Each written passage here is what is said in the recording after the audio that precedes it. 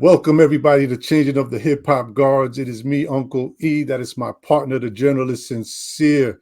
And today we have none other than Q Unique, who you might know, whether it's from Rocksteady Crew, the Arsonists, a little bit of a C+C Music Factory in there somewhere. Don't forget Uncle Howard. Yes, sir. Yes, sir.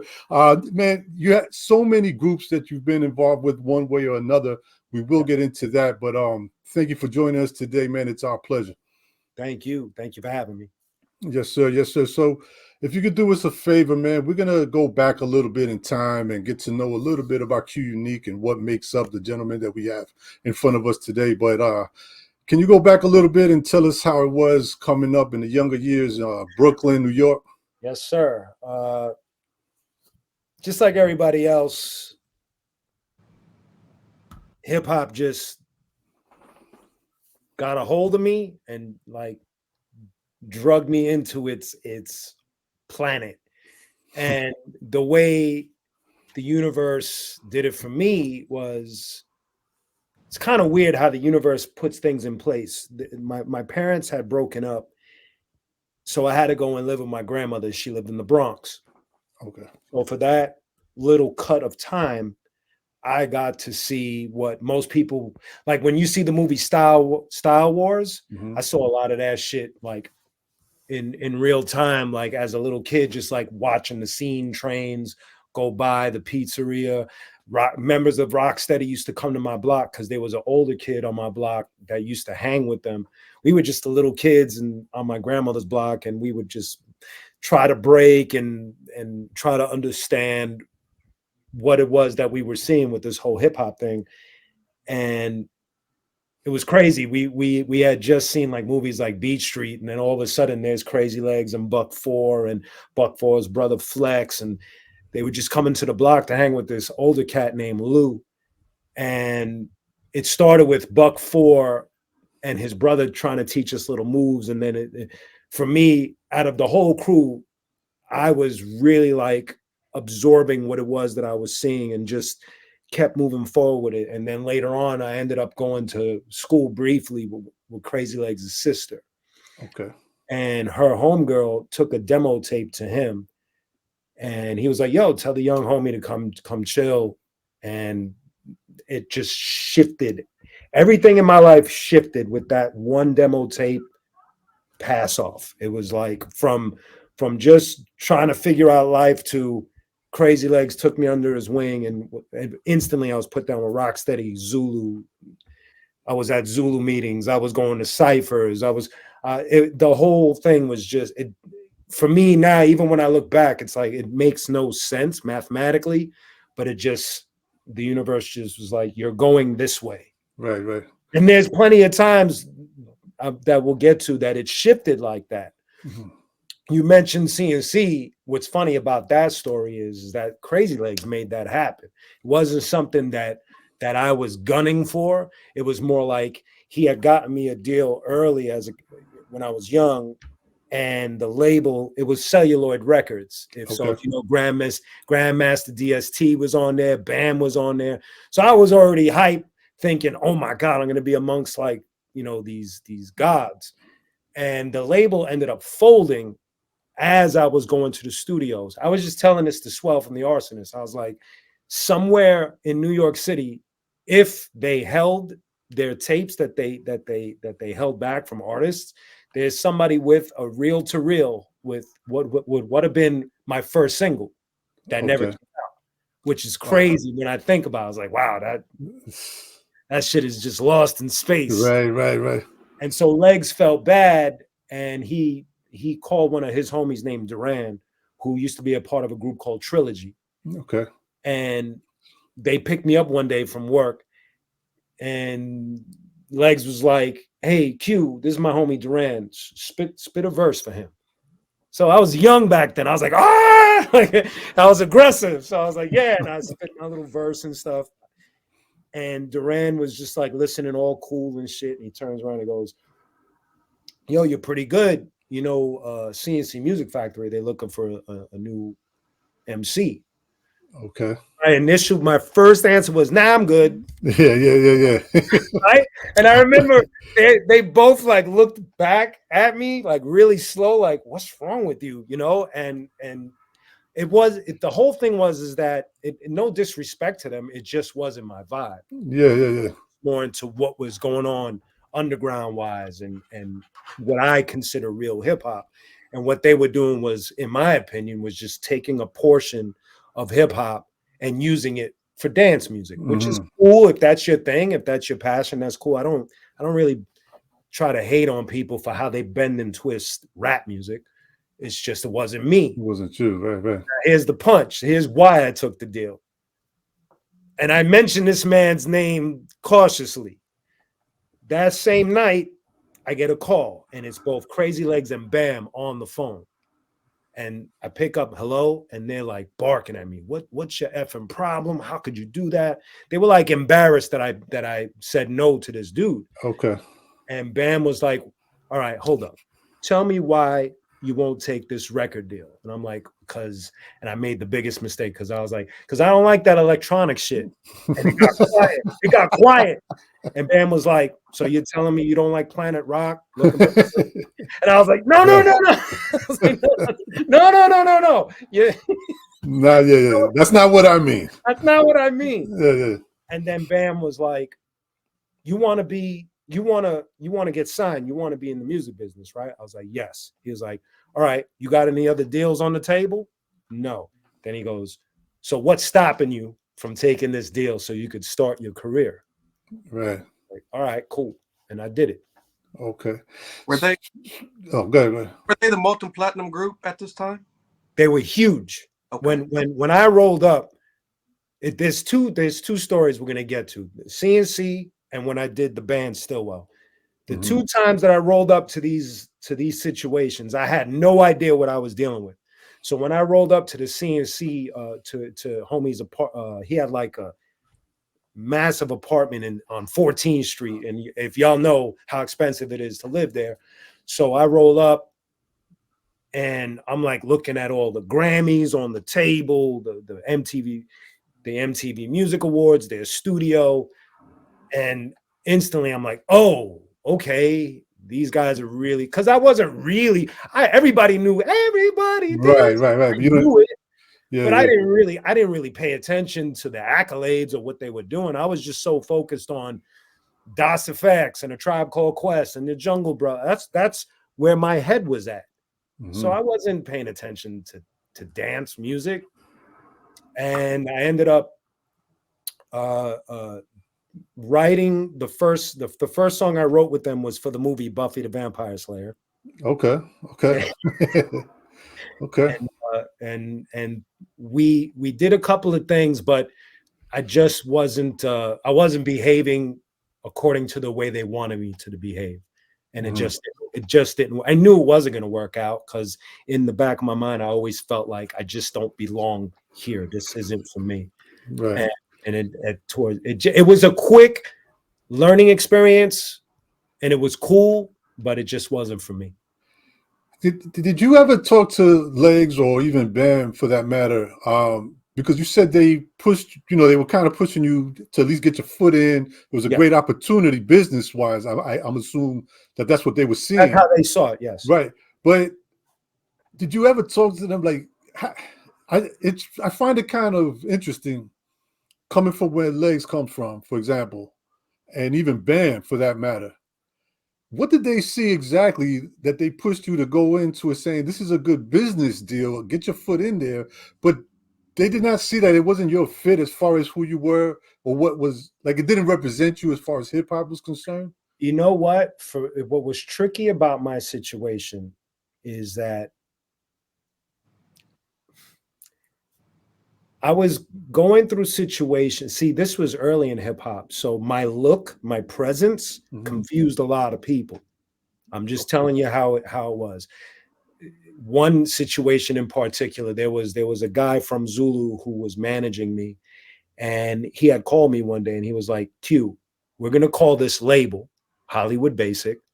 I want you to put your phone on mute. Do not say a word. I don't care how crazy it gets. I just want you to listen to how they react to you. So he put me on the phone. A&R gets on and he goes, so I sent you the Q stuff, blah, blah, blah. What'd you think? And he goes, the kid is dope lyrically.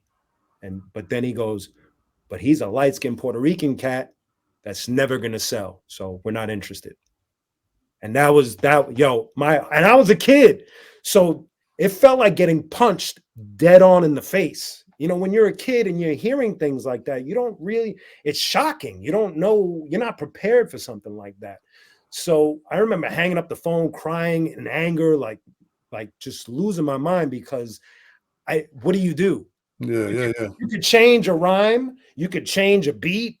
I can't change what I look like or what I was born as. So that was heavy for me. So I think when Bam and Legs and other people early in my career were trying to figure things out, they just didn't know how do you market because it didn't exist. It took Fat Joe to come in and gorilla the shit up in order to change the narrative.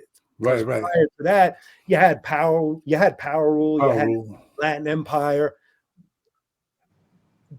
I couldn't tell you what their success was like. I know I loved them, but I don't know how it was working out for them. I'm pretty sure it was just as tough for them because I guess at that time, we all looked like oddballs to what people deemed as what rap music should look and sound like. So it was tough in the early days. But I don't want to boo-hoo about it. I'm just like saying that's what I faced. Yeah. No, I'll pass it off to Sincere, but it's just really interesting because it just also shows the mindset that Legs and Bam, for example, had early on. Yeah. Like because of things, obviously they were kind of out there and saw a lot on the business end. And they kind of had that foresight, like, listen, it's hard enough out here. This is a foot. It's just interesting because you don't get to hear that side sometimes, like as far as, because sometimes a true hip-hopper, right? Like underground, this and that would be like, well, that's crazy. Why would you even want to be with CNC? That's not real hip-hop. That's how mine was thinking, yep. But it just goes to show even more their, they had the foresight that others just didn't see at the time. Right. The good that I got from it was it was a nice star on a business resume. Yeah. Because the song that I wrote hit #1 on Billboard. I couldn't have predicted that either.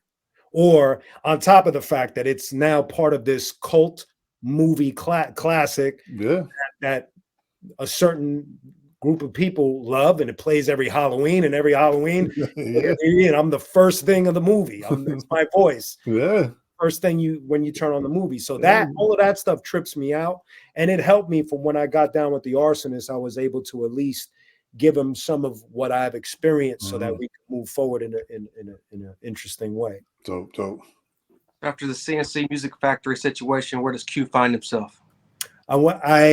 So I leave the CNC thing in a very uncool way. It definitely got to a point where Crazy Legs was going to punch one of them in the face. Got ugly. It got really ugly because Legs, I think, from thinking that he gave me something dope, he got a gist of how one of them was with me, which he wasn't really being cool. So I'm not going to throw anyone under the bus, but one of them, I'll give you an example. When I was put down with Rocksteady and Zulu as a kid, I was proud of that. At that time, I was proud of it, which I think most hip hop heads would have been during that era. And I remember rolling up to the studio to write more for CNC. And when I walked in, I had my Zulu medallion on. And first comment out of his mouth was, "Take that off. That's trash." To me, to my face, a member of Zulu. So I'm like looking at him like, what? Why even go there? Yeah. I mean, like, #1, it's dangerous. If I told certain Zulu members that wouldn't fly. #2, why even go there? Like, it's so over the top unnecessary. So it doesn't end well.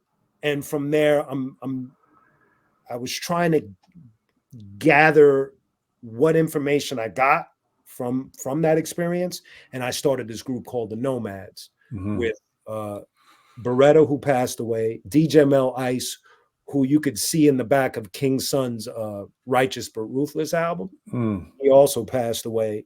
Skef Enselm was helping us, if y'all know Skef Enselm, and this producer named Groovy Lou, not the one that was part of Diddy's not that one. This Groovy Lou, he produced a track for Big Jazz on the D&D project called Stone to the Bone or something like that. So that was our little squad, but unfortunately it was plagued with a lot of like street stuff, and we did one song. We did a couple of cool, I had a couple of cool experiences because of Skef. I remember it's a story that I'm telling in this Arsonist book we're putting together. Skef, in the middle of the Nomads thing, he tells me and the other rapper to go up to a Tribe Called Quest session and see if Q-Tip will spit a hook for us. And when we get there, they're in the middle of recording Lyrics to Go for Midnight Marauders. And we're sitting there like tripping, like, holy, you know, like, and in the room, it's Fife, Tip, Ali, Busta Rhymes, and Pasta Noose, and me and my boy. And we're on the couch, and me and him are looking at each other like, what are we even doing here? This doesn't even make sense. It's the most incredible. So what I got out of the Nomads was just some cool stories, but ultimately it just, that ended more like a tragic, and it's like the grayest chapter of my music career because of the dudes that passed away. Yeah. Rest in peace. Yeah. What point does the Bushwick Bomb Squad start to formulate? So towards the end of the Nomads, the other rapper that was in the group, Beretta, his brother is Jerry Fast Feet Fontanez. He's like a legend in the martial arts world. He owned a martial arts school in Midtown Manhattan. One day, I'm going over there, I'm training, and Tony Touch and Destroy show up. This is the first time I'm meeting them. And I think Legs was there, and he was like, yo, cipher up. So we cipher, and, you know, we're spitting bars, and all of a sudden D spits. And I'm like, holy shit, because he just was, if you've ever seen Destroy, he was exactly that, but much more raw back then. And it was just like, it was like watching Animal from the Muppets spit bars. And you're just like, what is this? You know, like he was just like going for it. And so he and we became friends there. And then maybe a couple of weeks after, we bump into each other again at a death row party at Jimmy's Bronx Cafe. And that's when he was like, yo, you should come down to Bushwick and meet the rest of the squad. And as soon as I went and I met everyone that same day, I think we were ciphering and talking about hip hop till like 7 a.m. And in my mind, I was like, this is home for me. This is it. This is the shit. I was just instant. And then we'll get to the rest of the story. Right. Sorry if I blather on. No. You got a lot of history, so don't worry. So what was the game plan? You know, I believe there was, 18 or more MCs in the There was a lot. The Arsonists, but what was the game plan with all these MCs during that time? We were gonna record some songs and I guess put our money together and put out a little indie single for whatever we thought would work. And during us trying to figure that out, we ended up recording maybe 5 songs, and 2 of them was The Session and Halloween. Okay. So we had The Session on tape, and it's crazy. We recorded that at my mom's house, and we have this tape, and we're all tripping. It's such a simple, like when we analyze it, it's such a simple rhyme structure and not the most incredible rhymes. It was just mostly the vibe of the song is what like kept us like really hype on this song, The Session. So we give it to Tony Touch because he was a guest DJ up at Stretch and Bob's show. He goes up there with our tape, they play it, and it becomes the most requested song of the year off of a crusty demo tape. So Bob, who I've known because of the Nomads, I used to go up there with my boy, and just he would let us spit every once in a while with the Nomads thing, because we did put out one single. So he was showing me love from back in like 93, 94. So when Bob figured out that I was in the Arsonists, he calls me and goes, yo, you know that people call and request this song like weekly? And I was like, word, like I'm tripping. And he was like, what are you guys going to do with it? And I was like, well, we're going to try to save up some money. That, you know, putting out vinyl for kids in, you know, in the street it's like $3-4 grand. Yeah. Something like that. And we wasn't balling like that. So, I tell him we're going to save money to put it out. And he's like, check this out. Save your money. I want to put it out on my label, Fondom. Okay. And I was like, kidding me? So I run back to the squad. I tell them everybody's hype. We go and record it over again. We give them the song. We give them Halloween that we recorded at D&D Studios. And just off of those 2 songs alone, we're getting booked to do shows all over United States, some parts of Europe. It was trippy. It was just 2 songs. But it was the fact that, along with the 2 songs, the way we presented ourselves on stage is what tripped people out, because we was just taking pages from anything from Cold Crush to Leaders of the New School. Because we knew we were such a big group, we knew we had to be organized on stage. So we used to go to the park in Bushwick and come up with moves per song. And so we put together like a little 4 or 5 song set, and we would do choreographed moves to each song, and it tripped everyone out. Like when we did it, that's what sold it for us. Can you explain a little bit the dynamic of the Arsonists, as far as, because there's times where Destroy, for example, might have not been present. No, you guys. So, but the funny thing, I think maybe not for everybody, but when you think of the Arsonists now, you tend to think of Q Unique and Destroy. Yeah. I don't know if that's just because you two kind of kept, being out there a lot, and it is that. It is that. And what was the dynamic as far as how come sometimes he was around or other members might not be on this project? Was it just life? It was dumb shit. Yeah. I have to, I was just watching Busta Rhymes talk about this with Leaders and Charlie Brown and all. Same thing. It was just us being immature, not knowing how to communicate. Because, life to me now, a lot of the mistakes that are happening that we see just in the world alone is based on bad communication. Yeah. So when you put a bunch of kids that don't know what they're looking at, they get a record deal, they're being flown all over the world. People are, our label was treating us so, it's rare to hear this, but the label that we signed to, Matador, they treated us beautifully. Nice. It was us that we didn't understand that. And we couldn't communicate with each other on top of that.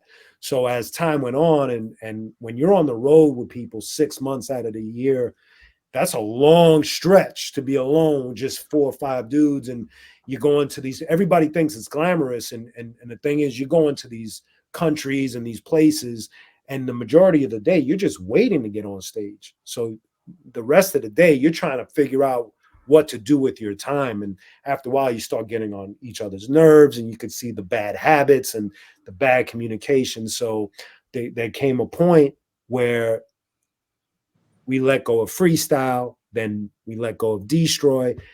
I'll be the first to say it was a terrible mistake, just based on friendship and brotherhood, never mind the music. And then we put out that second album.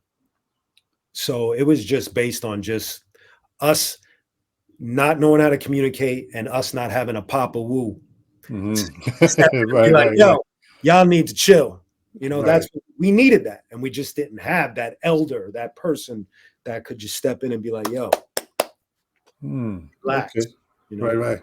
So even though you did mention you had some people that were, around, like, Bob, Stretch, even Legs, but nobody nobody stepped up and said, hey, you guys got some. Actually, the only person that's crazy that you say that, just reminded me, the only person that caught wind of what was happening and he only stepped in once, said his piece, and then like just disappeared, was Mr. Wiggles. He knew that there was something funny going on, and it was an awkward moment where I was in a situation where it was me, Destroy, and somebody else, and we were trying to be cool. This was after the fact that, you know, we were moving pieces around, and Wiggles stepped in, and he was like, "What's this? I heard y'all are like kicking members out and not being cool with each other." He was like, "Y'all gotta cut that shit out right now and figure this shit out." And then he stopped talking, but it didn't sink in for us. We were still being idiots. He said something powerful. If he would have stuck with it and like kept on saying it, it might have changed the narrative. But he just said it once and left it on the shoulders of a couple of dudes that still were ignorant of what they were looking at. So it's like it was dope that he said it, but we didn't receive it. Right. Yeah, I think I cut you off before. My fault. No, you're good. So you guys landed at Matador, which is an indie rock label. Around this time, I think, or kind of ideal for the Arsonist. But can you hear me? Yeah. Now you went in and out for a second. Yeah, the motorcycle.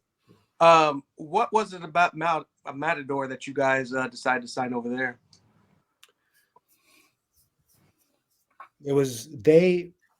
This is another rare situation. They heard about us. We didn't know. We didn't even know they existed. They went to Fat Beats, bought all 3 of our singles that Bobito put out 2, MC Search put out 1, fell in love with us, and then approached us. Which, if somebody's approaching you like that purely off the basis that they love your music, they love what you're doing, and they want to work with you, that's, in my experience, that's the best possible situation you'll have as a recording artist. And that's what they gave. They gave us genuine love. And the whole time we was with them, they did an incredible job publicity-wise. They did an incredible job of getting us a booking agent. They did an incredible job of putting our album out. And even then, they tried to guide us, but we were just an unruly bunch of kids. So we listened sometimes, and then sometimes we were just so stubborn that we would make a mess of things. So I know for them it was rough because they were older dudes and trying to harness this energy, and we just had all of this adrenaline. And, you know, sometimes we would do some out of line shit, and they'd look at us like, "What's wrong with these kids, man?" You know, it's like, but they were beautiful for us, man. You know, it's one of those things where, you know, you think of your journey dealing with different labels. When I did the CNC thing and I was on Columbia Records, I can't say that I received that kind of love up there. I remember one time walking up there and they thought I was one of the new kids on the block. You know, I mean, that's how important I was. So, Matador just had that. They just loved us, man. They treated us beautifully. As The World Burns turns 25 this year, what was the creative process going into that album? You know, what's trippy is that us coming from various parts of Brooklyn during the crack era, we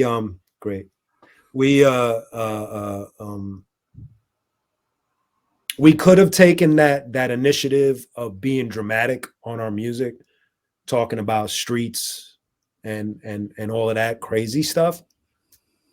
And for some reason, no, it was Destroy who like quietly steered us in the direction of being outside of the box. It was him. I have to give him all the credit on that. He was the one that came with the more I guess what you want maybe call strange ideas, like Gimbo's theme, or when he did the poem, the Disturbed Words. That's all his process of thought.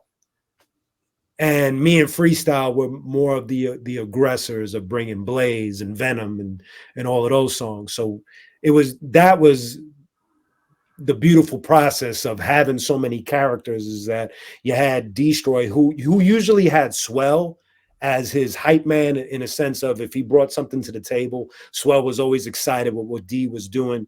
He just loved that outside of the box thinking, and we enjoyed it too. We didn't really give him a resistance.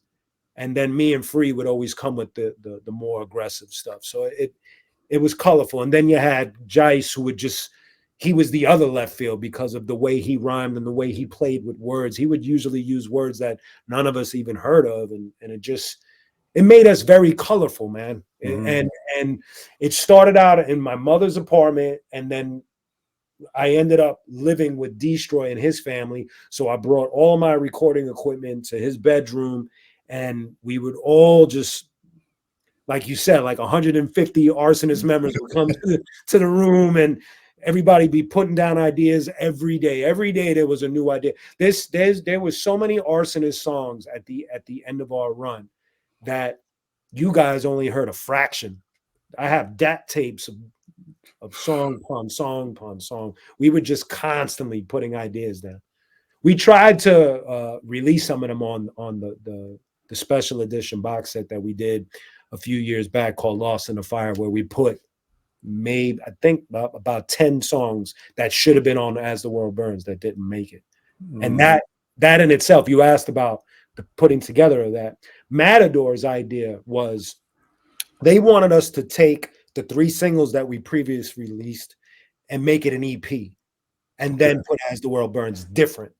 We were so stubborn that we took those songs and put them on the album with a bunch of new stuff, and ended up having a 25, 27 cut album, which totally over the top, unnecessary. When we talk now about it, we were like, man, what the hell are we thinking, man? 25, 27 songs, it's like such an overkill. That's crazy. Yeah. So you guys also recorded at D&D Studios? Yes, we recorded at D&D. We recorded Venom, Seed, and Halloween there. What was the sessions like being in such a monumental studio? It was dope, man. Just first of all, it feels like a badge of honor to be able to say, yo, I recorded, because even the Nomads with the one single that we had, the Ultimate, we recorded that at D&D as well. So it felt like you were part of this elite group of people, because Gangstar and Jay-Z and all of these people that went up there, Smith and Wesson, I think, was up there.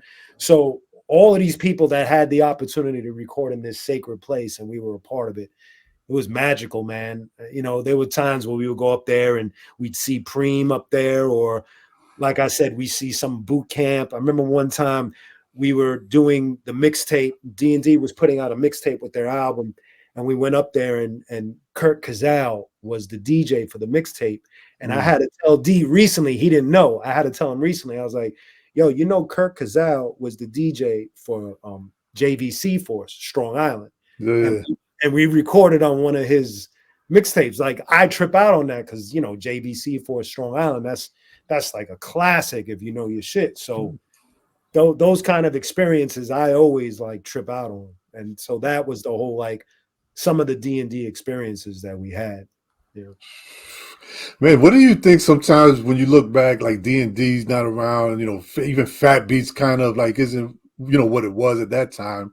How does that feel for you to have been able to experience all of these things like you kind of just said were like a staple, you know, for real or true hip hop? It was like an honor to, like you said, either be in D&D or to have been able to experience Fat Beats when it was an actual physical place to experience. How does that feel for you? I get emotional. I did a song on my new album called Don't Want to Wake Up. Okay. And when I had to put the list of names together, because I try not to be obvious. Obviously, you say the KRSs and the Rakims. Yeah. And then I think of people like Tony D, who never had a chance, but he put out I'm Expressing Him, or Antoinette, who some people remember. When I think of everything that I've seen from D&D, or just being in front of a club that I probably couldn't get into because I was too young, like Union Square or something like that, today I get very emotional, because it's like when you're young and you don't understand what you're seeing and you're just trying to be a fly on the wall. That's cool. Mm-hmm. But when you get older, you wish you would have. There's those coulda, woulda, shouldas where you wish you would have absorbed it differently or behaved differently or just maybe been a little more in the room. Like, for instance, when I see someone like Joe Conzo and he's taking these pictures of Cold Crush that if he wasn't there, we would have never have seen. Right. I wish I had that mind. Yeah. You know, there were certain instances, like I have this funny story. When I was a kid, KRS-One dropped his Criminal Minded. Obviously, that's, you know, we all love that. When he dropped his second album, he was performing in Brooklyn. He did a show in Brooklyn. But I was too young to get in the club. That was always my thing. I was like, during that era, I was just too young. I just couldn't go. And plus, I looked like the Karate Kid. I had no hair. I was crazy. You know, like for a kid that wanted to be in the room, I knew I looked bugged out. Like you shouldn't be there. Right. So I was trying so hard to figure out how I was going to get to see KRS and BDP. My mom, who's an artist, makes me a fake ID. She make this shit up. Was this is before 42nd Street fake ID? Right. No. This is during that time. During that time. She just felt bad because she, you know, I showed her the flyer. I was like, I'm too young.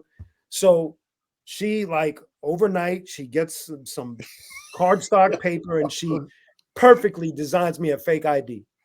Oh, man. I roll up to the club.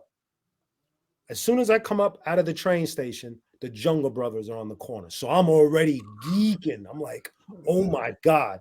So I go up, I get him. I have to get a pound. You know, I wasn't even thinking sign this, wasn't thinking take a pic. That wasn't a thing, really. That wasn't the thing. So I see them, I'm tripping. Then I get online, right? Again, I look like a baby. So it was like a Wise Guys club that they converted. When I say Wise Guy, if you know that section of Bay Ridge, Brooklyn, you understand what I mean. So I get to the bouncer, big Italian dude. I give him my fake ID. He holds it. He looks at it. He looks at me. He smiles. He shrugs his shoulders. He gives me the ID back, and he lets me in. It worked. It probably shouldn't have worked, but it worked. Like, he didn't care. Right. And so those are the things that I'm grateful that I got to experience in the journey. Because when I walked in, I planted myself dead center of the front of the stage, and I waited for KRS. I was a kid, so I didn't think to move around the club, get a drink, or anything. I just stood dead center front of the stage and didn't move. And finally, he takes the stage, and it's KRS, Miss Melody, D Nice, Manager Mo, and my brain is in overdrive. And can I get something to show you? Yeah, of course. Hold on. Y'all got me hype right now. Man. That's that true hip hop feeling right there. Yeah. That's what. Man, that's crazy. I wish I could have. I never got to experience seeing BDP like that, man. So he, in the middle of his set, let me turn on this light, man. It's like dead on me, man. There we go. Boom. He, in the middle of his set, has a stack of flyers that he signed. And he's throwing them out. So I just put my hand out like this, and that's his autograph. From that. This is from the late 80s. You know what I mean? Oh, that's crazy. So this was the club. It's called the Rap Shack. I didn't go to this performance. This is Shantae. I saved that. See, No Sleep Till Brooklyn. Yeah. On this side, if y'all can see it, it's real faint. KRS-One, BDP, Criminal Minded. That's what it says. I know it. It's a little, I said, yeah. Okay. That's great. Wow. I saved it this whole time. And then I meet him again, and he signs the source for me. Dope. So aside from being a practitioner, I'm a fan. Yeah. I'm a fan. And going back to your question, I'm glad that I've experienced what I've experienced. I'm super grateful. The reason why I called my new album Royal Blood was because I was sitting back and thinking about my journey, and I'm like, hold up. I meet Crazy Legs from the Rocksteady crew. That's Crazy Legs. No matter what the narrative is on his life or whatever what he's done, what he's experienced, that what that whole crew experienced, we'll never see again. I meet him, takes me under his wing. He becomes my mentor. He puts me down with Rocksteady. He puts me down with the Zulu Nation. I become a member of the Arsonists. I work for Fat Beats. You know, all of these things made me realize, and I say this humbly. I'm not walking in with an ego, but it's like anybody that has that criteria has royal blood. Anyone. Yeah. So I realized that, but in a humble way. It's not like I'm walking around like, yeah, I'm the shit. I don't look at it that way. I look at it like, yo, thank God that I got to experience something like this, because you know, you see these documentaries now and they're great, and for me it's always a trip to see certain things, and I'm like, man, I was there. Like when they showed a clip of the first Nas performance at Wetlands, I was in the back with Crazy Legs watching that whole shit go down. We were watching. We didn't know what he looked like. So when he came on, and matter of fact, I say on the song "Don't Want to Wake Up" in the second verse, I say, Sir Scratch and K Cut jumping around to Mecca and the Soul Brother, because they were doing that in the club from Main Source. I remember being on the side watching. They played Mecca and the Soul Brother, and they were jumping. Them two from Main Source and a bunch of their homies was going, hey, ho, jumping. And I'm in the corner just watching. I'm like, yo, that's Main Source jumping to Pete Rock and CL Smooth. This shit is trippy. You know what I mean? Like those are the moments that to me trip me out. It's a trip. Oh man, that's nuts, bro. That's nuts. So you say you say you're working on the book, right? But that's more of the Arsonists in particular? That's Arsonist because of the 25th anniversary. Right. What about One of Your Life? I had started one, and it kind of got stalled because, number one, because of me, because I'm such a workaholic. I found it difficult at times to sit and start talking about what we're talking about when I was in the middle of doing hip hop, rock, whatever I could get involved with, and just being on the go all the time. Because the other part of my story is for about 17 years, I was on the road with Korn, which again makes no sense to anyone, including myself. It makes no sense. It doesn't even, the whole way that happened just is like, if y'all remember the clothing company called Tribal Gear, that's from here in San Diego, the owner calls me one day. He's like, hey, Q, because he had taken me on the road and he's booked the Arsonist, so he and I was always cool. And one day he called me. He's like, hey, would you ever consider doing a song with Fieldy from Korn? Just like CNC, I knew who they were, but I was so deep in hip hop that I didn't really know. Like I know some of their songs, cool. So my response was like, sure, okay. So when I told people around me, they were like, homie, do you know what that is? I'm like, I don't. I know, I've heard some of their songs. They got some cool shit, but I don't know what that is. Until I rolled up to his house, son, I remember rolling up and looking up and down this dude's castle like, what the fuck? What? Man, how many records did you sell? Yeah, that's nuts. I passed it. But speaking of Korn, man, at what point? Because where does that come in as far as you with the rock, and is that parallel to everything that's going on with Arsonists? Did you take a break? Explain how that whole ready to trip out. You know who started me on that? Crazy Legs. Crazy Legs the whole time knew that I loved rock music. It was something that I just kept close to myself. Only shared it with a few people. Didn't really say much because, to the average hip hopper, that's just that, you know, that devil music or that crazy white boy shit. So to me, it was like, you know, what am I gonna do? Like try to express myself? I don't have a band and nothing. So one day, Legs out of the blue just is like, yo, and this was when MySpace was hot. So he was like, yo, why don't you go? I forgot how you did it. Go on your timeline or whatever. Just tell the people that are following you, you're looking to put together a band. And I'm like, really? You think that's going to work? He's like, trust me. And so I did it. And maybe within 30 minutes, I had like 10 bands to choose from and figure out how I was going to do this. Wow. So one band was from Long Island. We started talking. I ended up getting booked on the Vans Warped Tour for a second time. I bring that band with me. They learn Q Unique songs. And then from there, I get the call from Bobby from Tribal. And all of a sudden, I'm in the studio with Fieldy from Korn. Makes no sense. Makes no sense. I didn't even do that. I didn't even will that into the universe. I was just trying to do my little rock thing and put rap verses on it. And all of a sudden, I'm flying to Cali and I'm hanging with this dude that sold 50 million records. And everywhere we went, everybody knew who he was but me. And I'm like, don't I feel like an ass? This is crazy. This makes no sense. Wow. Yes. 20 years ago, you dropped your solo debut album. Was going solo always kind of in the cards for you? I started out solo when I was, you know, when Legs got me the deals.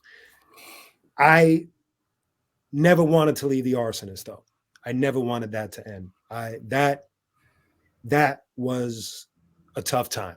That to me was like taking a part of my soul away. That's why when people hear Vengeance, it's such a dramatic shift from what people know me to be.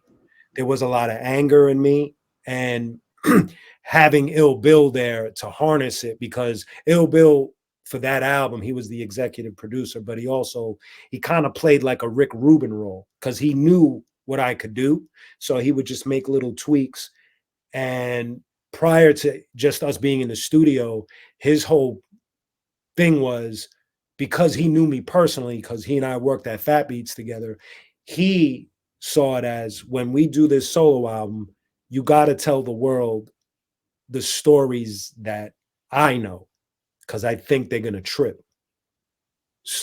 And I think he was right, because some of the songs that are on there have gotten, still to this day, get some of the craziest responses. It was like a public exorcism for me, because I was definitely dealing with not only just losing my family, the Arsonists, but it was also revealing what I was seeing back at home, coming up in a broken home with, you know, people on drugs and just doing crazy stuff. So channeling all of that energy on that album was just like, it was like an aggressive demon just in the mic booth constantly. That's why after I got that out of my system, you could tell that I start to lighten up afterwards. And I feel like by the time you get to the Black Coffee album, that's when I kind of got my footing again. And I feel like I returned to what the Arsonist mission statement was you just do hip hop and skill. There's no need to be so angry. And that was it. Right. As far as StillWell, what's that transition like from, you know, being a full-time MC to now you're in a rock band? How hard is that to transition? In the beginning, it was rough because the internet was in full gear. So when you're trying to do something like that and you're growing in front of people, they're not kind. You know, just telling you how it is. Yeah. And fortunately and unfortunately for me, a lot of it, first of all, because it was Korn, their fan base is massive. So they watch everything that's happening. And if they don't like it, you're going to know. And the first thing we get booked for is an arena tour. Wasn't ready for that. It was just overwhelming for me.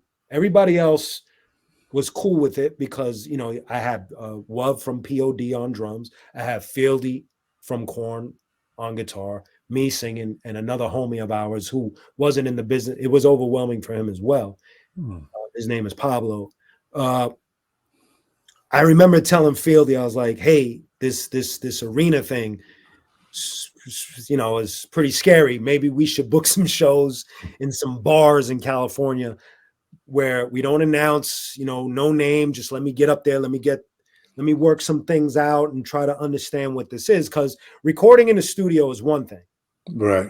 When adrenaline kicks in and you're on stage, I don't care how perfect you sing in the mic booth or rap. When you're on that stage and everybody's like this, like, all right, what do you got? Mm-hmm. Your brain and your gut just go nuts. So I remember the first few shows that I did. Let me rewind just a little bit. So when I told Fieldy, hey man, we should probably hit some bars and go unannounced, and he was like, nah man, you got it. You know, he's trying to be like enthusiastic, but he was wrong. He was clearly wrong. You know, so we do the first show in Lubbock, Texas, and by the end of the set, I was so nervous because you got to imagine, I've been rapping my whole life. I could sing, but I never did it in front of 10,000 people. Right. How do you do that? How do you go from singing in a mic booth with just one person there, or you're by yourself, to, hey man, get on stage. It's 10,000 people waiting for you to sing. Right. So by the end of the set, it sounded like somebody was choking me. I sounded terrible. As the tour progressed, obviously I figured it out, and we had some people from other bands help me. They were like, change the guitar tuning. They were doing a lot of things because they were just being cool. But the experience was good for me because it taught me a lot, but it was terrifying. The transition was tough. Where I'm at now, it's different. I understand it. I've been doing it for a long time. And since I went to a vocal coach, Jennifer Steele, who worked at the Opera building on 30th Street. I used to go to the Opera building for a year and listen to all of these incredible singers, and I'd be in the middle doing la la la la la. It's trippy shit, man. And you know, I since I've gotten better at it, but in the beginning it was tough, man. So going through that experience, jumping into being in front of that many people, how did you find it to even say, I want to keep doing this? I mean, I know you got the help and vocal, but before you got the help, when you got home, Fieldy was. Fieldy? I remember when we finished the tour. In my mind, I was like, "This is finished." Yeah. It was a flop. That first album sucks. So I was like, you know, I did it, and I can go home and get back into mode. It was him, which makes no sense because when I look at it mathematically, why? The album was terrible. It didn't sell. Nobody was paying attention to it. There was one song on the album that people liked, and it was because I was rapping. So other than that, it made no sense. But he was like, when the tour finished, last day, he was like, we got to do this again. And I was like, okay. And we just, when I went back to New York, I just started to analyze what it was that I was a part of. And instead of geeking out over it, now I was like paying attention to it and learning I was already a grunge rock fan. So when it comes to bands like Soundgarden, Nirvana, Alice in Chains, those are the bands that I've always listened to and tried to emulate. So now I was going home not just as a fan, but as a student. Now I was dissecting these albums and seeing where the singer was going and where the music was going. And by the time we got to the third album, I taught myself how to play guitar. By the time we get to the fourth album, I teach myself how to play guitar and sing at the same time. That's how driven I've been to do this the right way. I believe I still got ways to go, and I don't know what's going to happen. I couldn't tell you, but once he was so encouraging, and WUV, they were so encouraging about moving forward. When you have that kind of support, you just you get that vibe of, all right, let's go then. I got some training to do. And then the drummer from Korn, Ray Luzier, he was the one that was like, you're serious about this. It's clear. Go get a vocal coach. Okay. Go get a vocal coach. It was him. Wow. Nice. So he saw something. He saw something in you. Nice. Is it hard for you? Is it hard for you to go from like, okay, right now I want to focus on hip hop. I want to put out a hip hop album, as opposed to I want to work on this type of music. How do you make that? How do you balance that out? I think writing the music is the fun and easy part. It's when I deal with the business. That's what ruins it for me, even to this day. That's what distracts me. Okay. I think a lot of artists could relate. That's the distraction, especially now with the business has a lot of more responsibilities to it. Now I'm creating content. Now I'm trying to post all the time. Yeah. Now I'm trying to overanalyze. Like we just did, myself, Jake Palumbo, and DJ Presto One. We just did a bunch of filming to talk about my album after I just did a bunch of shorts talking about my album. And to me, it's like, man, like tiring. Yeah. This is different, Mm-hmm. But then somebody like Tyler, the Creator, will say something like, he's still like, if he puts out an album, it's in he's programmed to the point where he will tell people every day, hey, I got an album out. Hey, I got an album out. Hey, so even though that's foreign to me and it's trippy, but I understand, because the attention span when we get on the phone is so quick and it's hard to absorb anything, that you got to keep on like tapping people on the shoulder. Hey, don't forget me. I got something. So so do you have the, I don't want to say problem, but because of the period of time that we come from, with things like we're totally different as far as marketing and just the way you went about things. Like, for example, when you say you went to see KRS-One and you saw Jungle Brothers, like back then you wouldn't even really think about bothering or an autograph or picture, none of that. It just wasn't. Now everything is like the way you said, you have to be in their face, but it's hard for us sometimes to make that transition, right? Like you feel like you're nagging someone if you keep every day posting, check out my album or go to my site every day, but it's like you said, it's I guess what you have to do it. And you still get like weird feedback. I had posted a video. I'm doing something where I'm telling like little stories, and it's called I Got a Story to Tell, right?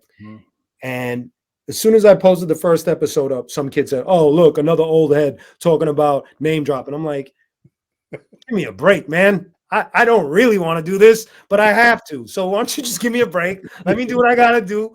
Unless you're going to buy 1 million copies of my album, let me just do what I got to do, man. I got shit to do here, man. Let me just put this work in, man. Right. That's a funny story about the rock thing. I want to go back to the rock thing. I have this crazy story. So when we put out that first StillWell album, I received a lot of flack for it. The album is terrible. And I remember going online when message boards were hot and people were shitting on it and saying all type, and it was hurting, right? And then in my mind, I was like, well, I could always go to a hip hop message board and I'll be fine. Nah, man. They let you have it over there. I went to a famous message board and I saw the subject, Q Unique. And I was like, oh, okay. I clicked on it. First line, he's a faggot. I'm like,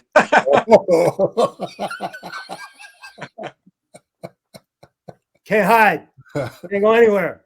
But now can't go anywhere. But that was all because of what you were doing with that project? I don't know what. Oh, you don't even know what it made. It could have been a verse that I spit on somebody. I could have like went into something like out of focus, and somebody's trying to talk to me, and I'm not hearing them because my brain is somewhere else, and they just get mad because I think I'm not paying attention. There's so many factors. Sometimes it's like, man, just not what you wanted to see. I was trying to hide from this rock thing, and I can't even hide in my natural habitat. Can't do it, man. Yeah, do you have like different like for the hip hop and for your rock stuff? Do you have different managers, different team to help you with? Or no, I'm the team. you're the team. The closest recently I came to it was I was being interviewed by somebody, and they were like, the fact that you could spit the way you spit, and then you could shut that off, pick up a guitar, play and sing, is pure insanity to me. I wish I could manage you. That was the closest I got to a manager recently. I haven't seen a manager approach me in God knows how long. I'm sorry. I just want to make mention the guy. What's his name? He used to manage you. Oh my God! You just mentioned him earlier when he was with Tribe. Oh no, Skeff used to produce demos. Demos. Yeah, Skeff is a producer engineer. Right. He didn't manage you guys or nothing like that. No, he was more like the elder in the room. So okay. Skeff was important for me in a sense that first of all, it was Skeff, and he produced on Tribe's album. He produced on Brand Nubian's first album. Right. His resume is ridiculous. So the wisdom that he was giving us, I was the only one in the room that was absorbing it. Gotcha. And I remember he was starting to show us other rappers that he was producing. And I remember, again, just being the only one paying attention, saying, that's how I got to evolve. I got to get good. So his presence in my life is extremely important. It's a turning point. So by the time I get from him to the Arsonists, I'm already geared with understanding, like, I got to bring it. This is what Skeff wants. Gotcha. Yeah. Talked a little bit about Royal Blood coming out this year. What's the reaction been like? Surprisingly incredible. I kind of like didn't know what to expect. When you're doing something for as long as I have, there's this element of fear because you want to be heard. I feel like I've taken my skill level to a better place. I figured certain things out as far as being a lyricist. And so putting these songs together, I remember Jake tripping. Like when I gave him Bad Meaning Good, he told me that he listened to that demo constantly, just that one song, because he was just like, yo, the bars you put on this are crazy. And I was like, I'm just in this place where I want to give people quality. I just want to be able to have people dissect my shit the way I would dissect a Nas verse or whoever. I want people to do that. I guess I stopped thinking about the money and the plaques and things when that stuff started to become irrelevant at this point. But it's more of the way I just want people to pay attention. And that's what seems to be happening. I just think what makes it challenging is that the ocean is vast right now. There's so much to swim through to get to somebody's album that those that are showing up on people's timelines, I just feel like they just have a better business structure. That's what I feel like I'm competing with now. I don't feel like I'm competing with lyrics anymore. I feel like I'm competing with business structure because certain people are releasing, whether they're releasing diss tracks or new songs and this, you sit back as a lyricist, you're like, that's cool. I'm not going to hate on it, but it's cool. Right. I feel like what I brought to the table is pretty good too, but I just don't have. That's the only time I've been able to put up for a structure like that. I was able to work with Dove, who she started out as a publicist. If you know who Dove is, she's been in the game for a long time, and now she deals with more of the DSPs and YouTube. So she's been really dope at showing me these things that I didn't even know existed or didn't understand. But getting that business structure to me would be great. So that way it kind of feels like I'm bound. Right now it feels like the scale is like, all right, I'm doing the music thing, but the business part of it is still a challenge because I'm just one person. Right. And I never went to, I never played the business game, the whole ride. When you see dudes like Jay-Z, I was never wired like a guy like that. So I was fascinated by him, but my brain wasn't. I was always wired to, as you could see. I mean, look, I have a split personality where I could, in an hour, I could sit with you. We could write a whole hip hop track. I'll shut it down, take a 30-minute break, come back in, get a guitar, and I'll write a whole rock song with you. I have that wiring. Right. So where can the public find that new project at? It's everywhere. It's on Spotify. You know, it's everywhere. It's streaming everywhere. Soul Spasm has been putting out my music. They actually recently, there was a crossroad for me where I thought I was going to stop Q Unique. And Fieldy from Korn actually talked me out of it. Surprisingly, he was like, you know, it's cool that you're doing rock and you're having fun, but that Q Unique thing is your legacy, and people really love you for that. And it'll be a mistake for you to let that go. Try to figure out how you could be invigorated by it. Try to figure out how you could clean it up and feel better about it. And so when he gave me that speech, I went to Soul Spasm and I had a plan. I was like, look, I want to fix my catalog. I don't want the public to see certain things anymore. So we ended up taking down all my mixtapes, because to me, being honest with y'all, I did mixtapes just to follow the crowd. It was a stupid thing, you know. For me, some people do it and that's what's in their heart. For me, I didn't need to do that. I was just following what I thought was necessary. It wasn't necessary for a guy like me. So that was the first thing, because when I went to review it, I had this whole process of, let me review what's out there. A lot of the times when I sat and I had to listen to those mixtapes, my stomach was turning. I was cringing. I was like, well, I was just on some weird automatic pilot, just trying to rap over other people's beats and, you know, be amongst whatever else was happening. So I was able to pull them all down. And then I reworked some of the songs that made sense on those mixtapes, repackaged it as the Legacy series because of the whole Fieldy speech. And we cleaned up and streamlined and made my catalog more cohesive. So now I'm happy with what I'm looking at and what people can listen to as far as when it comes to Q Unique. That changed everything for me. When I did Pound for Pound. So I have this thing called the 7 series. It starts with Pound for Pound and then it goes into Royal Blood. The reason why I'm calling it 7 series is all the albums that I'm releasing in this series will only have 7 songs per album. Okay. Just because we all know where the attention span is gone. I don't feel like 10 to 15 songs serves a purpose anymore. Just people ain't getting through it unless you're that artist that people are checking for. So I feel like if I feed you in a portion that you could digest, that'll be cool.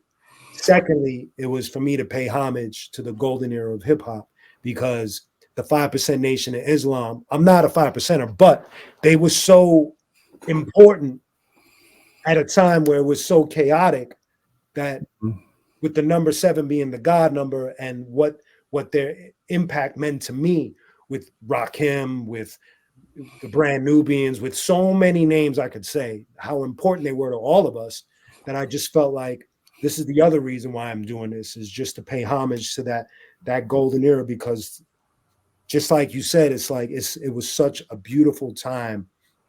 And I appreciate that I was there just as a fly on the wall to see what I saw. So that's what you guys are witnessing right now with both Pound for Pound. Great. With both Pound and the Royal Blood album. Any big plans for the 25th anniversary of As the World Burns?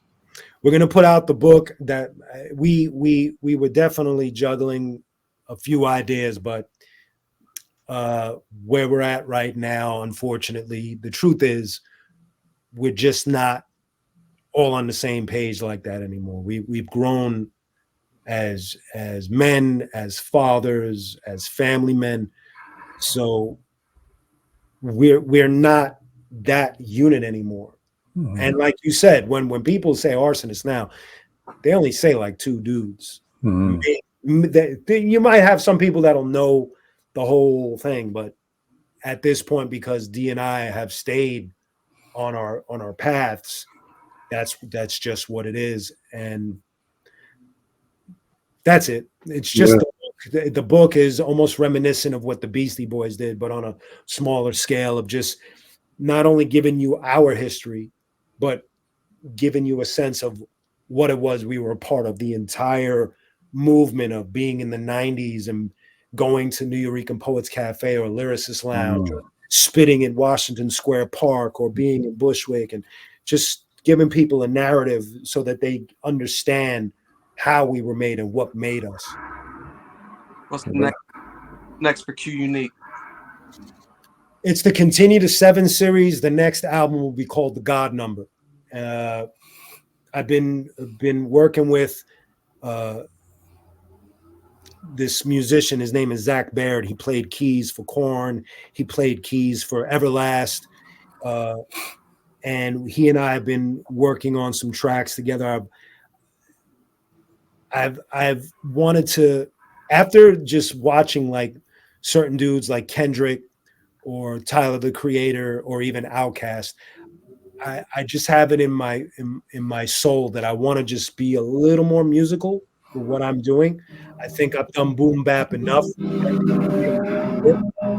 So I'm not going to say that when you turn on if you turn on this new album, that it's going to be so musical that it sounds like I'm rapping with a symphony. It's not going to be that crazy, but just a little more of a musical maturity to what it is that I'm doing. I mean, I've been doing it with StillWell and other rock bands for so long now that it feels right to want to add a more musical approach to what I'm doing, at least for this particular album.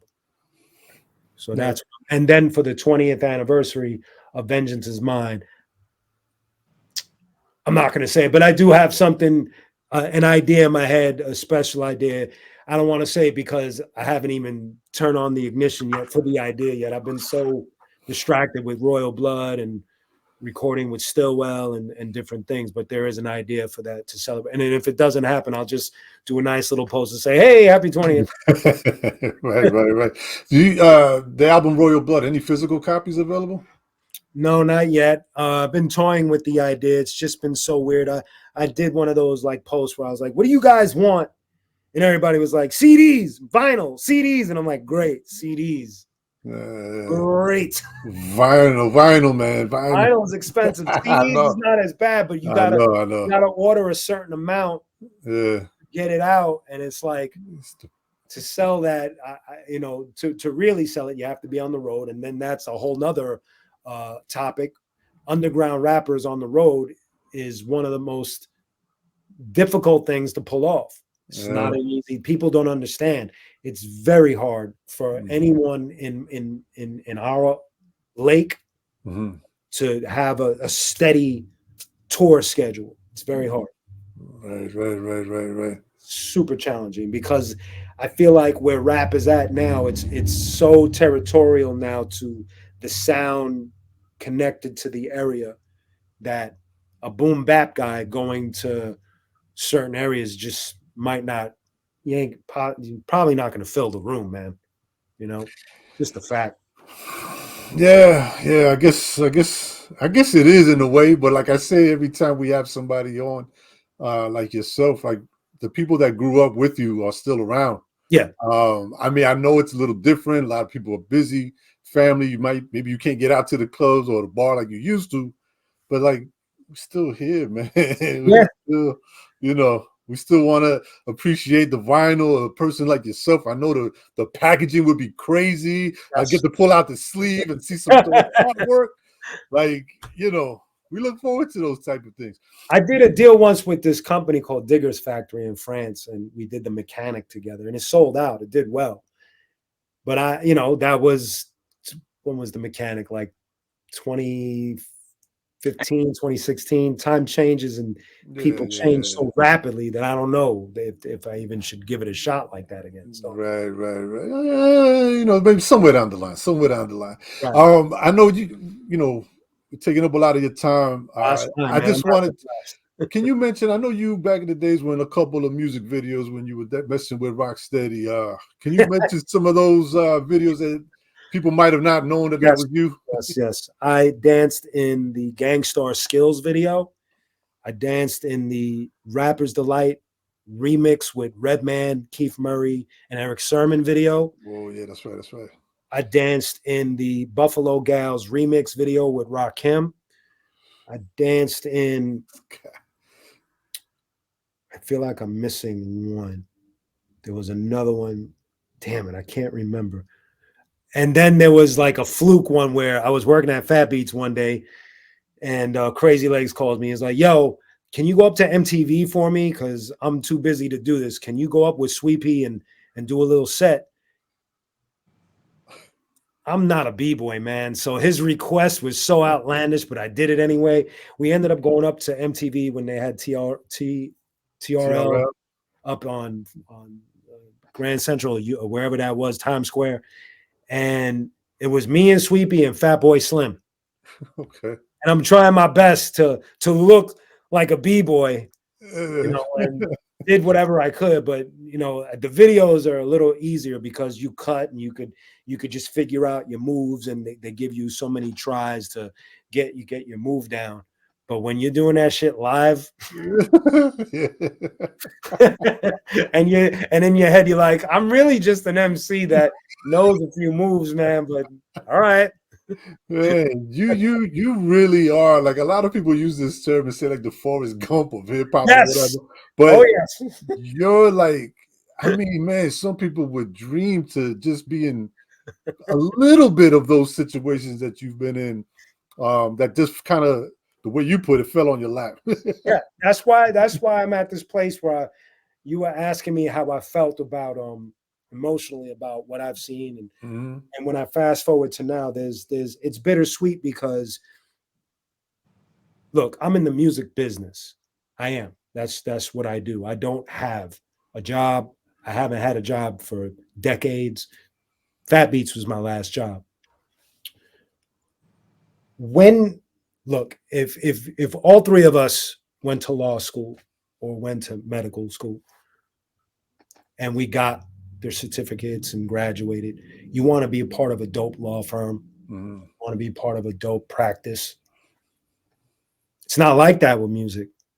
So as cool as these stories are, that's why I say they're bittersweet, because it's like you want people to hear what you're saying and then give you what you deserve because you have that experience, right?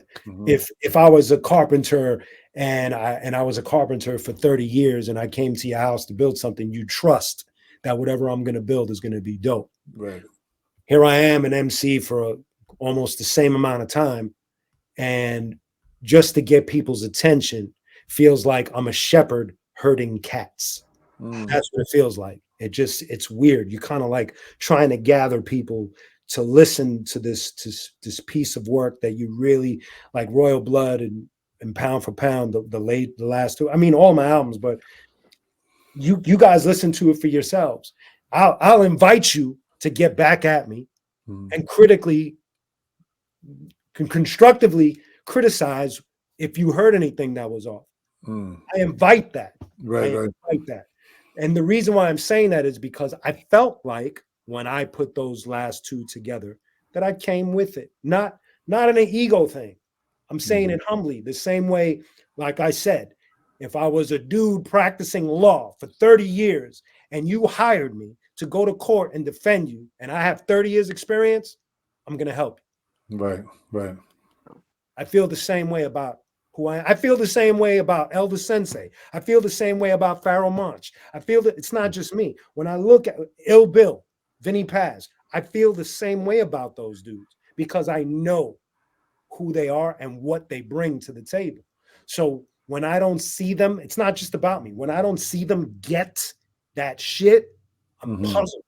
When I listen to Ill Bill will randomly send me a demo way before anybody hears it and be like, what do you think? And I'm like, dude, send me something I'm going to hate. Right. So I trip out on my brother because I'm like, he's dope. He's doper than what people are losing their minds about. I know he's better. Right. I'm not even talking about myself anymore. I know he's better. I know he's better. I know Vinny's better. I know Esoteric is better. I know Elder Sensei is better. I know Pharoah Monch, to me, is an alien. Yeah, right. So I don't know if I sound bitter. I don't know, but I'm just passionate about knowing this tribe of people that I've wandered the earth with for a long time. And I'm puzzled about where the focus is going because, recently I'm not going to say who it is, but recently we've been seeing some battle shit go up. And I'm like, okay, I don't get it. Yeah, I can't Am I even wrong? I You can't. tell me if I'm wrong. You tell me, yo, Q, you're tripping, and I'll shut the fuck up. I will. I'll stay in line. I can't even. Nah. It's crazy. It's a little crazy what they're doing right now. Yeah, I'm like, okay, cool. They'll build You know better. what? I just I had to say because I haven't had the opportunity to even talk about it. But the fact that that one dude is using AI to replicate people that aren't around. I didn't listen to it because I just don't even want As soon to. as you say that, But it's just where I don't even understand where they're going with that. Like what's I don't know. It's a different but just to kind of see what you were saying like about the tribe, like pharaohs and all of this, and I think part of the problem is unfortunately that business side. It's just that I think that you like don't have the business. there's well no, but also the the way things are nowadays, digital platforms and all of that, the way they generate their numbers, and in order for them to stay in business, unfortunately, they have to talk about things that are somewhat relevant. You know what I mean? Where like Pharaoh dropping a dope album right now compared to this beef. Yeah, What's going to generate more traffic to their platforms? It's just unfortunately it's the way things are structured now that I think is what's hurting it, man. I want to turn the tables for a second. Yes, sir.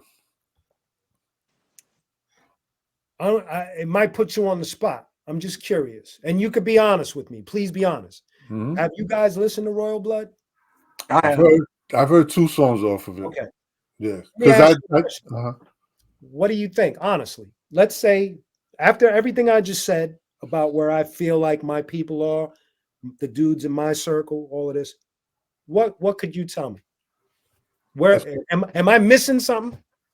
as far as the project itself, Right, all of that. In this vast jungle that we're in right now, where we're seeing AI battles and everything, yeah. and we're dudes like me and Bill and Farrah and all, we're just bringing you organic food. Mm-hmm. Am I missing something? I don't think so. I personally don't think so. I mean, like you said, the attention span is not where it's at. So you got a nice, product package precisely to, the people who, listen to you, listen to that type of music. So it's no overkill. So, I mean, everything is there that I'm looking for. I'm a 50-year-old hip hop Mm-hmm. Yes, sir. listener. So it's definitely catered toward, me. I don't know about you, E. No, it's definitely see it. I hate to keep repeating myself, but my biggest thing is the algorithm. And I don't mean algorithm only just on digital platforms. I'm using algorithm in general, like just overall, because okay, here we go. Project Wise, great. You are what I listen to. You know what I mean? As far as the type of music, and forget the music even. Just you as who you are and what you represent. I've been a follower of Q Unique for a very long time. Thank you. So for me, this is an honor to be speaking to you. But with all that said, even though I've been a fan of yours and a follower of yours, I even said to Sincere, I was like, does he have anything new out recently? Because I'm not gonna lie, the Royal Blood didn't hit my radar. But it didn't hit my radar because of the fact that there's just again, it's kind of like what you said with time and you're doing this and doing that, and it's everything's fast. So if I don't have like for example now, I put Q Unique on my thing to get notifications so that I get notifications. No, I'm serious, because it's just so much. And I think that's what the problem is. I don't think it's the product or the quality. It's how do you stay on everyone's radar? It's the habitat. it's that's what it is. Like, unfortunately, see that, and like during our whole conversation, what I keep thinking about is, I mean, the stories are great, you know, we like to hear all of that, but I'm just like, you have so much to offer, but how are you doing that when you said it's just you? And unfortunately, that's all I keep thinking about throughout our whole, what, hour and a half conversation. I'm glad to put your stories out there, but what bothers me more is that I want people to know, I don't want you to feel that again about, it's time to hang up Q Unique.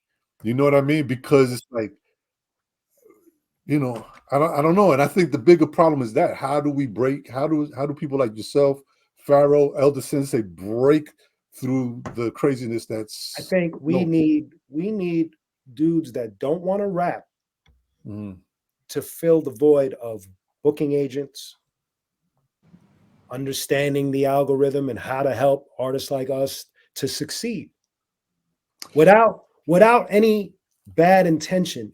To me, you have to think of this pond that we're in, right? This underground boom bap, whatever you want to call it, this pond that we're in. We need people that are going to help the situation, but to be able to look at all the players and respect them. And the only reason why I know this is because the one experience that shines for me when I do rock or when I've been in the presence of Korn is the respect that the old guys get in that movement. Okay. Ozzy Osbourne feels more respected to me than Rakim. Why? How is that possible? That bothers me. Rakim gets his respect. Yeah, but it's a different level. It's not the same. I just noticed that it's so funny with the whole Nas Illmatic celebrating 30 years, right? Me personally, back in the days when Nas first came out, I became a big fan of his, obviously the music and this and that. But to me, back then, this is without, hearing, I was a huge fan of Rakim. I mean, still am. When I heard Nas, it was like, oh shit, this is like Rakim, but my age. Yeah. Talking talking about things that I'm seeing, Rakim is my hero, but he's older. You know what I mean? Especially at that time. Yeah, he's before us. Yeah. Right. I love the music and all of that, but at the same time, it's like, wow, this is like Rakim now, like for me. Right. But then it made me think, 30 years later, Illmatic. When's the last time you heard of any celebration of a Rakim album? And the reason why I compare him to Ozzy Osbourne is because people tend to forget how important Rakim is. He single-handedly shifted the entire rhyme scene. People, you have to understand. I read his book, right? His biography. The hits that we know he wrote when he was 16 years old. Do that in your brain. Sit there and marinate. Think about Eric B. for President, Melody, and all of that. He's 16, 17, maybe leaning into 18 by the time that album was out. That's a child. That's and insane. He did that. Yeah. Go analyze that. That's why I trip out. I'm like, how y'all, like you just said, how are y'all not celebrating that guy? Are y'all crazy? Do you listen to what I'm saying? He was a kid when matter of fact, on top of the fact that he was a kid when he wrote it, the courageousness of him as a 16, 17-year-old guy going up to Marley Marl. Nobody knows who the hell he is. He hasn't had a hit record. He's just a kid. And they're telling him in his face, Rakim, you got to rap a little more energetic. We don't like this monotone thing. And he looks at them. He's looking at Marley Marl, who was the premier of that era at that time. He looks him dead in the face and says, this is how I do it. His guns. Right. If it was me in front of Marley Marl, I would have did jumping jacks if he would have said. Yeah. We had enough to stick to his guns. We had MC Shan on, and he talked about that session. It's crazy. Yeah. It's crazy. He knew. But anyway, so yeah, we need people that love. It's almost like Matador, like the experience I had at Matador. if you could, if there were people that actually loved what they're hearing from myself, Czarface, Ill Bill, the list goes on and on. Apologies if I missed anyone, but if they can have that genuine love, but they're not trying to get on a track, they're not trying to sell a track, but they could just say to themselves, all right, I don't like what I'm seeing over here. So if I could help this grow, then there's balance. That's what we want. I don't want the trap rappers to stop what they're doing. I really don't care. It's not my thing. I don't have no problem with that. I just want balance. That's all I'm looking for. I want to be able to go on tour the same way Uzi Vert can go on tour. I want to do the same thing. I work as much as he does. So I just want the same thing. We have the same issue as, you know, like what we do, call it podcasts or whatever, but the same exact thing we're talking about as far as you as an artist, we have as podcasts. I can only imagine. We you know, we have to fight through so many that are doing this. And then you also have those, you know, like the ones that are lucky enough to have a backing, you know what I mean? And they get the push, you know, and we don't have any of that. So we've had, I mean, we, like me and Sincere, sometimes we sit back and we're like, man, we've had Just Ice, Shan, Q Unique, I don't know, man. There's a list of artists of all kinds, you know, that we've had that some of these other platforms haven't had on. But man, the struggle to break through, and that's why, like, when you mentioned the numbers, somebody might look at our numbers or something and be like, oh, you know, I thought they were cool. I saw your followers. I was like, this look is at cool. the list of guests, you know. So the same thing you're speaking about, we kind of deal with on this end as well. So matter of fact, I appreciate it because the last thing I saw on your feed, I saw Mighty Mai. He's an old, you know, I toured with the High and Mighty. I know those are homies. So when I saw him, I was happy. You know what I mean? I'm like, yeah, talk to him, man, because what he did during our era was crazy. And brought Cage in and started doing his thing, you know? So it's like that kind of stuff to me is like, yeah, man, we need that. We need people like y'all to like put a flashlight. Hey, you if you don't know, click. Now you know. There it is, right there. Pay attention. It's not just what you're. And then the other part of the argument is when I got into a little like online debate with Cool Rock Ski from the Fat Boy. Can't make this shit up. Yeah, he's always because he was complaining about rap music. So my perspective is you're complaining about 5 people, not rap music. So if you're complaining about Cardi B and all of this, that's 5 people. Tell me, Brock, do you know who Vinny Paz is? Do you know who Czarface is? Have you heard the latest Wu-Tang track? So it's like, I don't want to hear you bitching if you don't know the other side of the coin.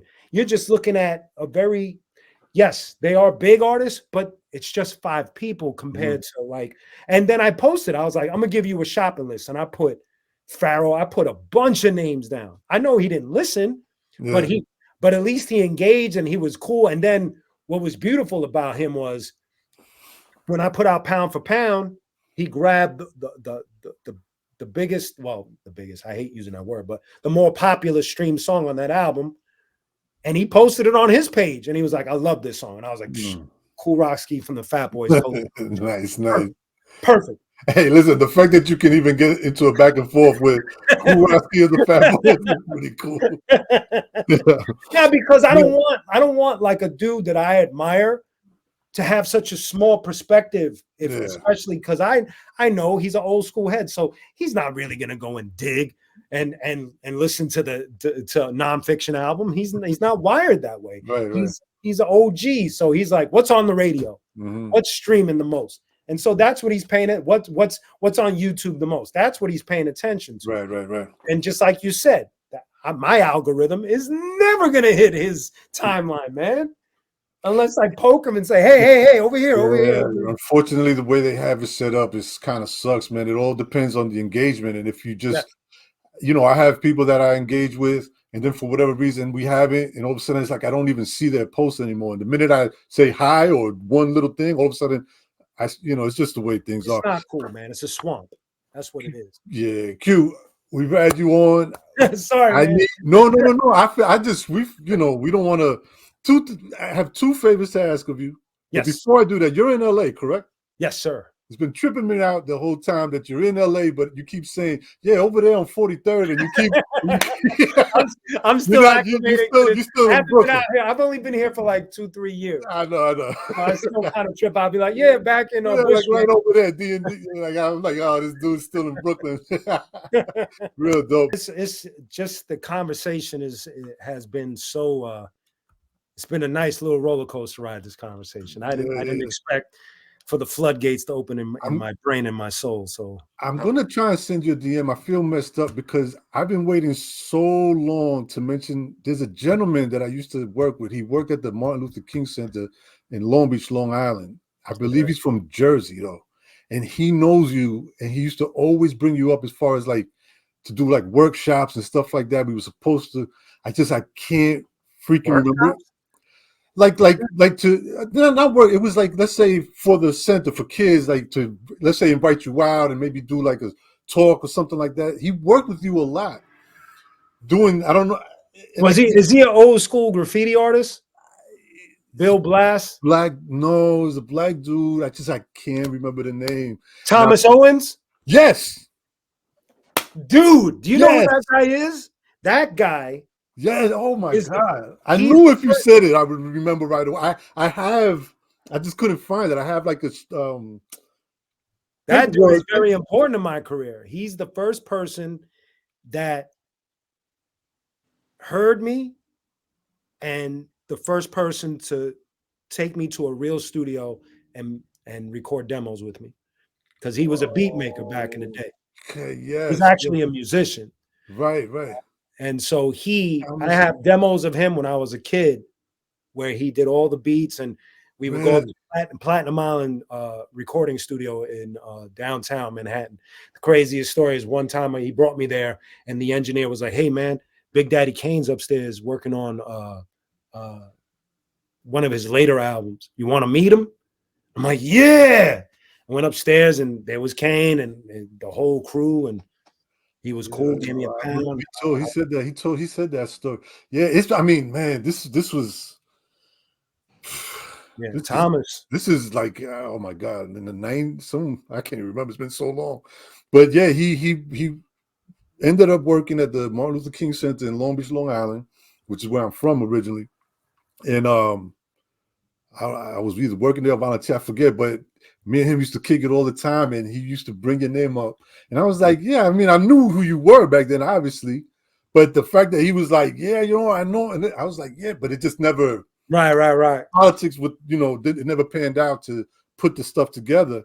But I always used to say, man, if I ever got a chance to speak to you, I wanted to bring that. That's name dope, man. And I couldn't find the pen. His name I have pictures of him. Crazy. I have a picture of him around somewhere too. That's yeah. Oh man, all right, I'm glad you remembered. Yeah, that dude is very important to my journey. Nice. First person to bring me in a real studio. Wow, nice. Yeah. Dope. Thank you. Once again, on behalf of myself and Sincere and Changing the Hip Hop Guards, we appreciate everything you've done. Continue doing, man. It's well appreciated. You played a big part in us. Man, just keep doing what you're doing, bro. Don't give up yet, man. Thank you. Salute to y'all for what y'all do. Thank you for this conversation, man. Really, Before seriously. we get out of here, can you shout out your social media? Yeah. Okay, yeah. Check it out. You could get me at qunique.com, q-unique.com.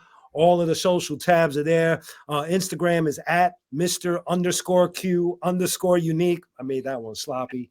And the Twitter, which is now X or whatever this shit that's called, is at QUnique Music, and Facebook is the same, at QUnique Music. I forgot what I did with TikTok, but you find me there as well. But all the tabs are on my website. Nice. Appreciate you. Thank you again for the opportunity. Thank you, guys. Man, have a good week. You too, bro. You too.